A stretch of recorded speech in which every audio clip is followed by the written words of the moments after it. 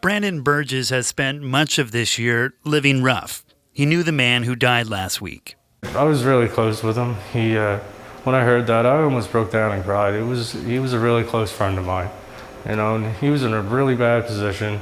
Burgess is now staying with his uncle, but local organizations say there have never been more people in the area experiencing homelessness. This is a crisis, and it's not going away, it's getting worse. I've been doing this work for 30 years across the country, and this is the worst I've ever seen it. RCMP confirmed they responded to his sudden death in Windsor and say it's not suspicious. Kent wouldn't provide any personal information about the man who died, but she says her organization spent more than a year supporting him.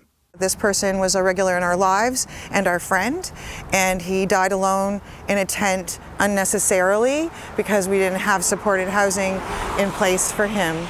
A warming centre opened in Windsor this weekend for the winter, but a volunteer running it says it's only a temporary solution. I think really most of our folks out there just want to feel like they're worthy, and I think this work here at the warming centre will show that they're worthy of some support.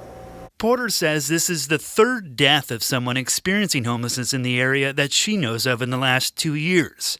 She says they had been working with the man who died most recently to find him a permanent place to stay, but they just couldn't do it in time. What supports was he not getting that he needed? A lot.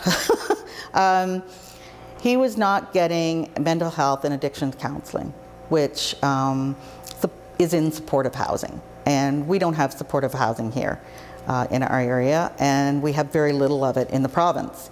This gentleman in particular was very interested in getting into a long-term, stable place that he could get help with his addictions.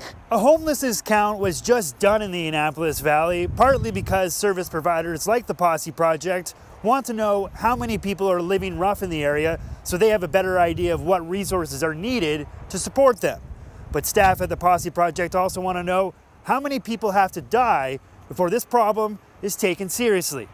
Josh Hoffman, CBC News, Windsor.